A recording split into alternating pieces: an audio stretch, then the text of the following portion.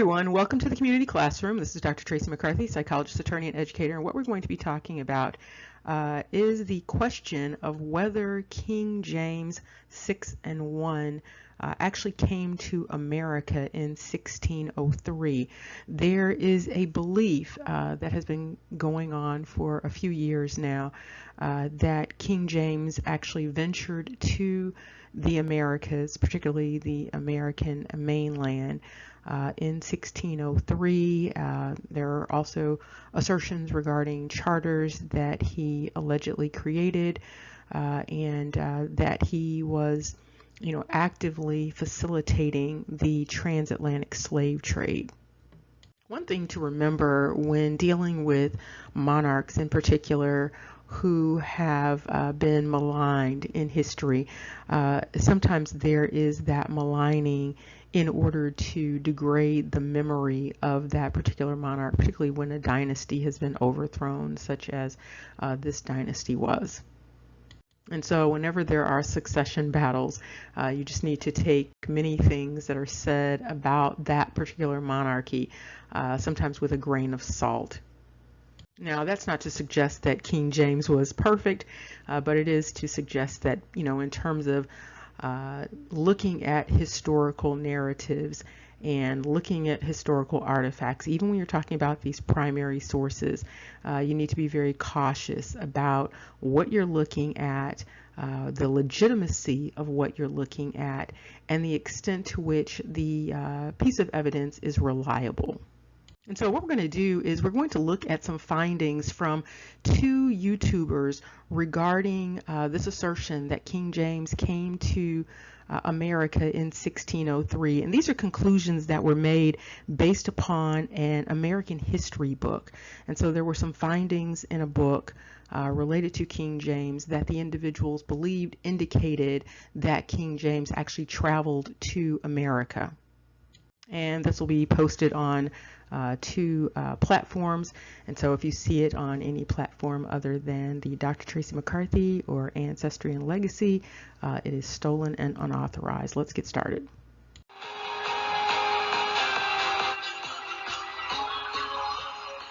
Okay, so the first channel that we're going to look at is the Metamorphosing channel, and this video was entitled King James Caused Colonization. I'm not going to read the rest of that because it's pretty provocative, but at any rate, so this is the book that the individual was using related to this question of whether King James came to America, and it is the History of the United States. It's a very good book in terms of resources and information about America under the Aboriginal nations.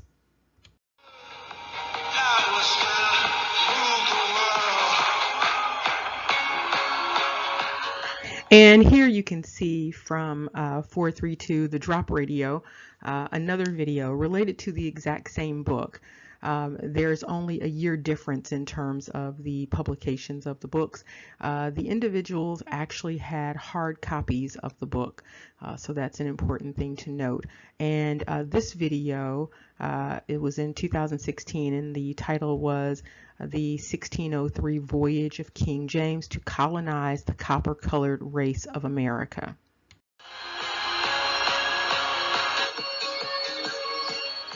And here you can see the interior of the book, and the author is John Clark Ridpath.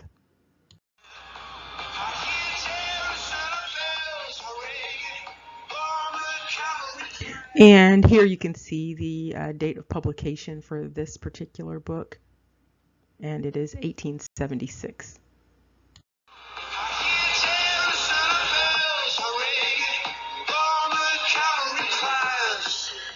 And this is the inside of the book, and one of the good things about the book is that it includes a number of charts and maps and all sorts of resources inside of the book, so lots of visual aids. And one of the charts includes timelines. And so this particular timeline for chart 1 was a period of voyages and discoveries down at the bottom. Now, there are a number of things on this actual chart. And so this might be a little bit confusing because it suggests that the entire chart was just about the voyages and discoveries.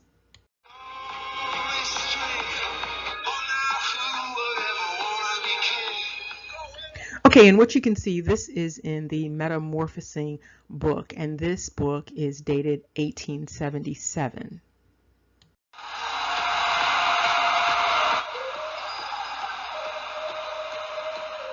And you can see this chart, you can see the bigger chart here, and this is from the Metamorphosing channel. And it's highlighting King James. And you can see there's notation about King James over to the right-hand side. It's not clear on here, but it will be a little bit more clear. And so what is being pointed out is that you see King James 1, and you also see the date is 1603 on this particular chart.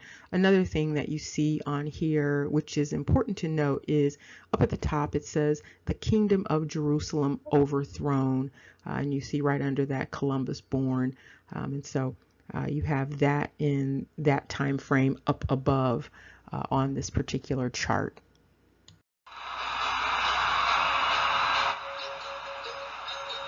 And here you can see this is the chart for 432, the drop radio. And this chart looks similar to the one for 1877, but slightly different. So you see King James 1 over to the right, and you also still see the 1603 date. Strangely enough, this book was purportedly written prior to the other one, and the overthrow of Jerusalem is missing. So you can see Columbus born, John Huss again up there, but that notation on this chart is actually missing in this book. And again, these are both hard copy books.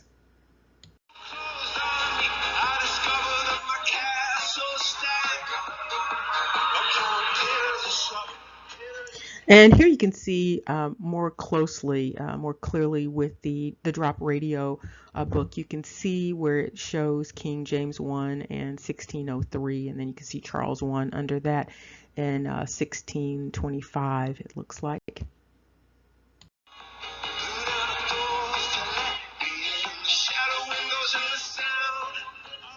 And here with the Metamorphosing one, you can see a close up here also of King James 1 and pointing out the 1603 date. Now let's get some clarity here. Clearly it is understandable that someone would look at this. It's talking about voyages and adventures, and so it would be very easy for someone to look at the chart and misunderstand what that top part of the chart is about. And that 1603 date is not the date that King James came to America. That's the date that he became king. That was the date of the unification of the crowns, and we're going to talk about that a little bit more. And you can see the date with Charles I that coincides also with him becoming the monarch also.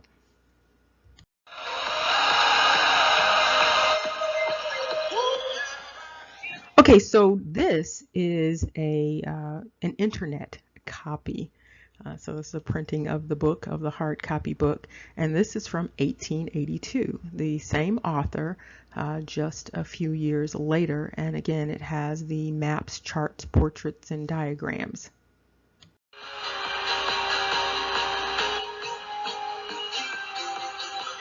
And you can see in this internet edition that you can see the kingdom of Jerusalem overthrown. You can see the book is perhaps sort of falling apart there.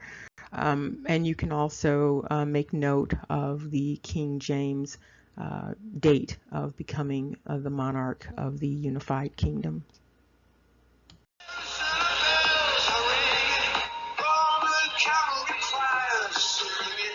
One of the good things about this book is that it does have maps in it, and one of the interesting things is that it has these voyages, and it has the maps of the voyages between Europe, Africa, and America during this time frame. And oddly, it does not show any voyages going from Africa to America.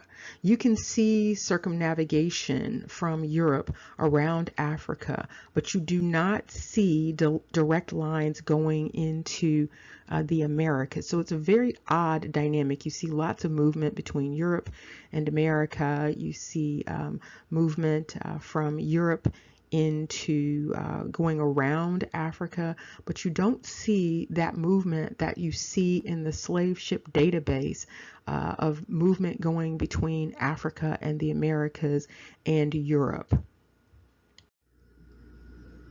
And again, here you can see that circumnavigation, but you don't see what would be the routes for the slave ships. Another interesting notation about this book is that it only makes, I think, about 6 notations regarding slavery in this, huge book related to the history of the early history of America. And this gives you another look at voyages and discoveries from 986 to 1607. Again, you can see that circumnavigation related to Africa.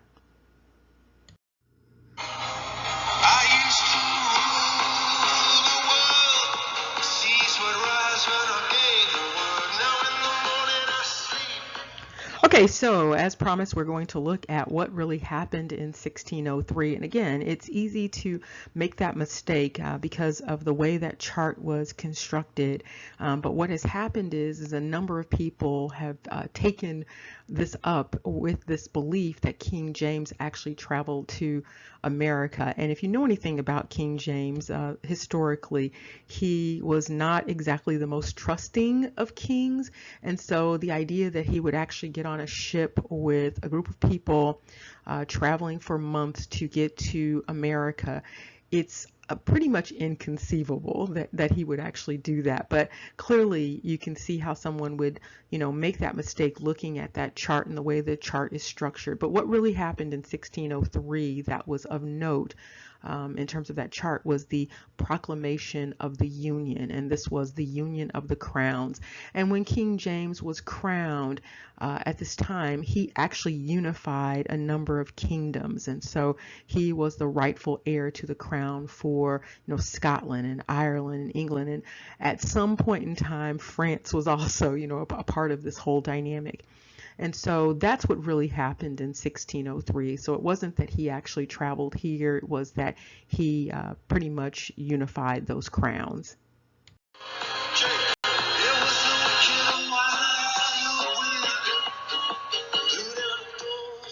And you can see here a little bit more information. Basically says on the 24th of March 1603, Queen Elizabeth of England died. Queen Elizabeth had refused to name the successor, and this was a bone of contention between Mary Queen of Scots, who was King James' mother, and Queen Elizabeth. But ultimately, when she died, King James was the rightful heir to that particular crown. And as you can see here, they were noting that King James was descended from both the House of York and the House of Lancaster, as well as the Scottish Stuarts, and his dad was a Stuart. And so when he became King of England, he was King James I of England and then King James VI of Scotland. That's why you often see King James I and 6, or 6 and 1, however you might see that. And one of the things to note, many people don't know this about King James, but he was extremely bright. He was very brilliant, and he wrote a number of things related to politics and theology, and he knew a number of languages. And so you can actually see some of the things that he has written over time. You can find some of that stuff online. You can also find copies of things in the libraries.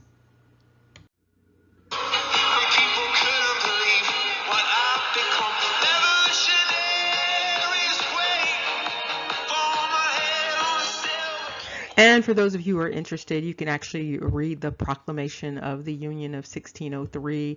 It's at the National Library of Scotland website. And this is just a small portion of it, and you can actually see the rest of it on that website.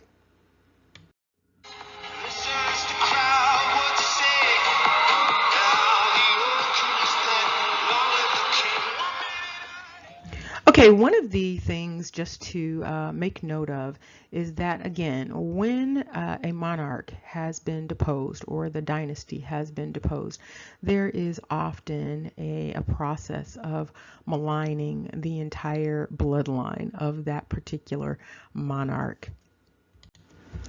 And you know, depending on the depictions that you see of King James, sometimes his ethnicity appeared somewhat ambiguous. And so you could see in different pictures, different depictions, he has a slightly different phenotype. His skin color may look a little different. His features may look a little different. And on here you can see that he has very full lips and you know, a very olive skin tone, and that would be consistent with many individuals from Scottish backgrounds. And so I know a number of people are really focused on, you know, primary sources. They really want to see those primary sources. One of the things to remember is that, again, you need to validate those primary sources. And primary sources, what constitutes a primary source, actually varies from discipline to discipline. And so what constitutes a primary source in law is not the same thing as what constitutes a primary source in history. Hoping this information provided some clarity. Remember, knowledge is power. Take care and see you soon.